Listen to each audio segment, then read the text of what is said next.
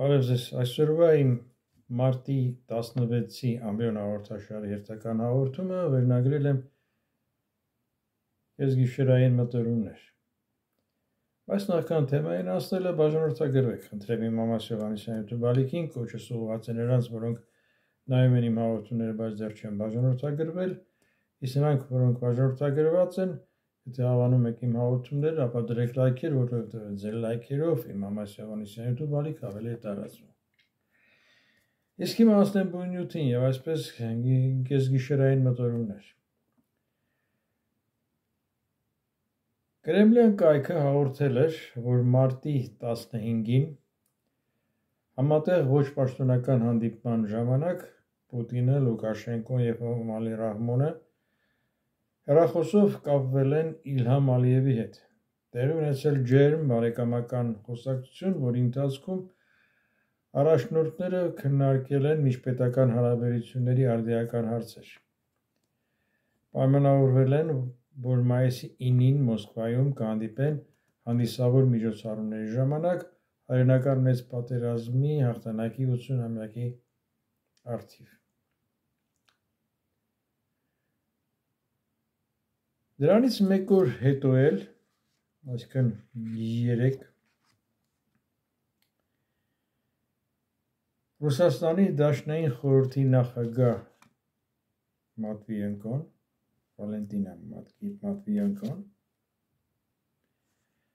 Վալենտինա Մատվիենկոն պաշտոնական այցով մեկնում է Բաքու։ Հիմա նա Բաքվում է։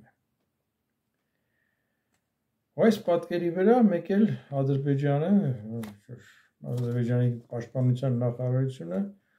օրվա մեջ 3 անգամ հաղորդագրություն է տարածում, իբր Հայաստանից կրակել են ադրբեջանական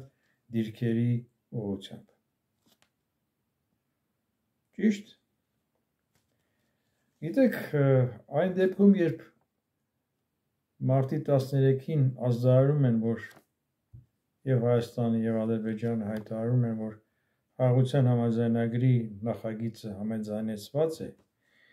եւ դրա շուրջ բանակցություններն ավարտված են, եւ շատ երկրներ, միջազգային կազմակերպություններ ողջունում են այդ առաջընթացը եւ հույս հայտնում, որ այդ բանակցությունների արդյունքում ավարտված արդեն շուտով կկնքվի խաղաղության պայմանագիր,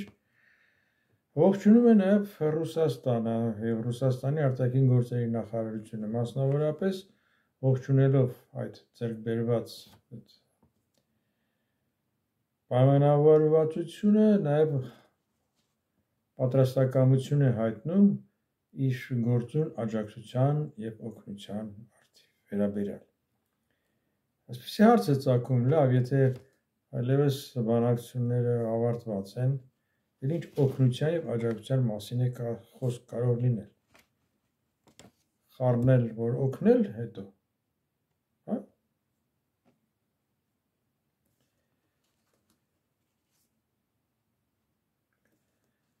Այսինքն վերնշված հեռախոսազրույցը, Մատվիենկոյի այցը եւ սահմանի կրակոցները պատահականություն են սրանք, թե ոչ, չգիտեմ, ես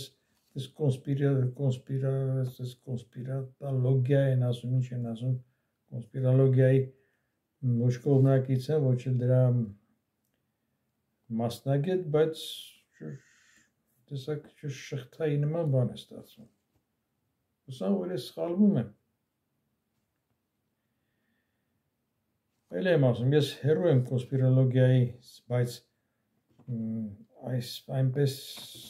մտորումների տեղիք է տալիս։ Եվ այնպիսի տպավորություն է ստեղծում, որ ինչքան Կրեմլը կհամաձայնի Ուկրաինայի հետ մեկամսյա հրադադար կնքելու հետ, այնքան էլ Բաքուն է պատրաստ խաղաղության պայմանագիր կնքել Հայաստանի հետ։ Ինչ-որ մի բան այնպես չէ։ Ըստիս թերևս գուցե նաև Համայն Ռուսիայի Մաստունի եւ Լուկաշ Բուլբաշի հեռախոսազանգերն են ինչ-որ ազդակ ներշնչել Իլհամ Ալիևին։ Գուցե։ Այնպես որ կրկնում եմ, ինչքան դեռ հեղուկ է եւ ոչ ռեալ ռուս-ուկրաինական համաձայնագիրը կրակի դադարեցման վերաբերյալ, թեկուզ գոնե մեկ ամսով, որը որ եթե հաջողությամբ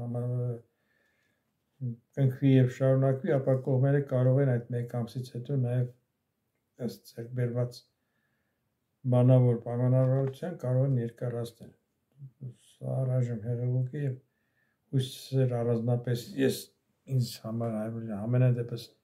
ինձ մոտ հույսեր չեն ներշնչում, թե Մոսկվան կհամաձայնի կգնա դրան, դատելով այդ մի կողմից ձեռք բերված պայմանավորվածության մասին, որը ձեռք է բերվել Սաուդյան Արաբիայում ամերիկացի եւ ուկրաինացի բանագնացների կողմից, հետո գնացել է ամերիկացիները պատվիրակություն են ուղարկել Կիև, ներողություն Մոսկվա, ըստ որում որտեղ Մոսկվայում համարյա 8 ժամ սպասեցնել էին տվել այդ ամերիկացուն, ինչեւ որ կընդուներ կբարեհաճեր ընդունել համայնության իմաստունը եւ այդ համայնության իմաստունի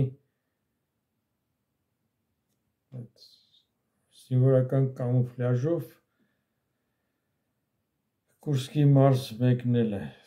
ցուցադրականի Կուրսկի մարզը մեկնել, թեպետ համոզված է, որ դեռ չէր գնացել տաղավարային դրանք նկարանումներ էին։